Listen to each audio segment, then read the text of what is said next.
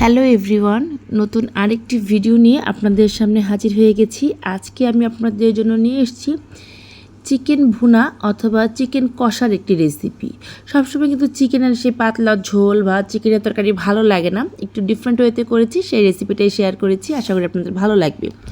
এখানে চিকেন কষা করার জন্য আমি প্রথমে নিয়ে নিয়েছি চিকেন। এখানে ফার্মের মুরগি নিয়েছি। মুরগিগুলোকে আমি একটু বড় পিস করে কেটে নিয়েছি, দেখতেই পাচ্ছেন। আপনারা আপনাদের পছন্দ মতো পিস করে কেটে নেবেন। আমি ফার্মের মুরগি দিয়ে করছি, আপনারা চাইলে দেশি মুরগি দিয়েও এই রেসিপিটা করতে পারেন।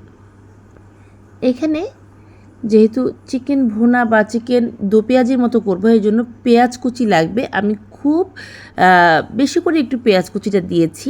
আমি এখানে প্রায় 2 কাপের মতো পেঁয়াজ কুচি দিয়েছি। আর পেঁয়াজটাকে কিন্তু একটু পাতলা পাতলা স্লাইস করে কেটেছি, কিন্তু একদম ঝুরি করে কাটা যাবে না, অর্থাৎ একদম যে মিহি কুচি করে আমরা কাটি তরকারির ঝোলের জন্য, সেটা করিনি।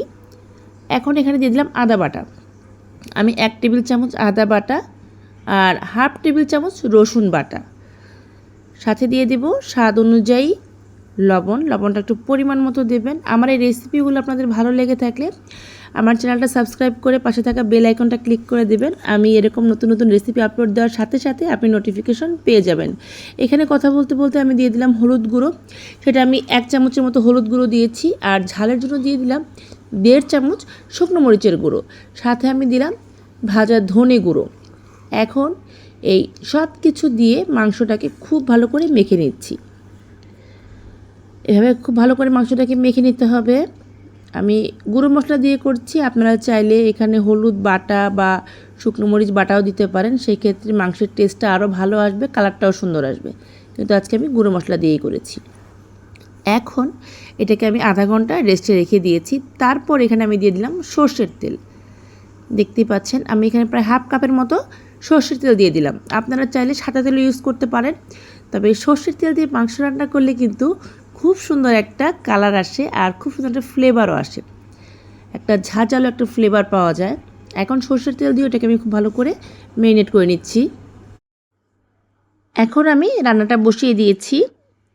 যেহেতু সর্ষের তেল দিয়ে রান্না করছি, এখানে খুব একটা ঝাঁঝালো একটা ফ্লেভার আসছিল, যেটা আমি পেয়েছি। আপনারা যখন সর্ষের তেল দিয়ে এভাবে মাংসটা কষাবেন তখন বুঝতে পারবেন এই গুঁড়ো মশলার খুব সুন্দর একটা ফ্লেভার অ্যাড করে।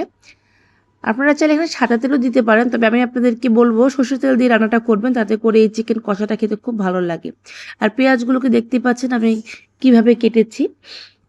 এইভাবে পেঁয়াজটা কাটলে পরে পেঁয়াজটা গলে যায় না, খাবার সময় পেঁয়াজটা প্লেটে পড়ে, সেটা খেতে ভালো লাগে, এই জন্য পেঁয়াজটা আমি এভাবে কেটে দিয়েছি।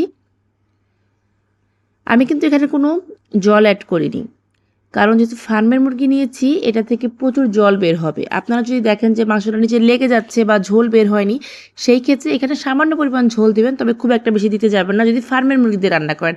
আর যদি দেশি মুরগি দিয়ে রান্না করেন সেই ক্ষেত্রে অবশ্যই একটু ঝোল দেবেন, নাহলে মাংসটা সিদ্ধ হতে যাবে না। আমি ফার্মের মুরগি দিয়ে রান্নাটা করছি আর কিছুটা মেরিনেট করে রেখেছিলাম, এই জন্য মাংসটা অলরেডি 80% মতো সিদ্ধ হয়েই গেছে। আর চুলার আঁচটাকে কিন্তু একটু কম করে রেখে আমি রান্না করব, যেটা বলছিলাম যে মাংস থেকে ঝোল বের হবে। দেখুন মাংস থেকে কিন্তু অনেকটাই ঝোল বের হয়েছে। আমি 30 মিনিটের মতো এটাকে রান্না করেছি। রান্না করার পর মুরগিটা সিদ্ধ হয়ে গেছে, আবার মুরগিটা থেকে উপরে তেলও ভেসে উঠেছে, খুব সুন্দর একটা কালার হয়েছে। ঠিক আমি যেরকম কালার চেয়েছিলাম সেই রকম কালারই এসেছে। এই রেসিপিটা আপনারা ভাতের সাথেও খেতে পারবেন, পোলাওয়ের সাথেও সার্ভ করতে পারবেন, চাইলে রুটি বা পরোটার সাথেও খাওয়া যায়, সেটাও খুব ভালো লাগে। এভাবে রান্না করবেন। যারা এক ধরনের সেই চিকেনের তরকারি বা চিকেন আলুর পাতলা ঝোল খেতে খেতে বিরক্ত, তারা একটু ডিফারেন্ট ওয়েতে চিকেন কষা করে নেবেন, দেখবেন খেতে খুবই ভালো লাগে। স্পেশালি আমার কাছে তো সকালবেলা রুটি বা পরোটার সাথে এই রেসিপিটা দুর্দান্ত লাগে। খুব সিম্পল ওয়েতে রান্না করতে আমি ভালোবাসি, আর সেটাও শেয়ার করতে আমার ভালো লাগে, সেটাই আজকে আপনাদের সাথে শেয়ার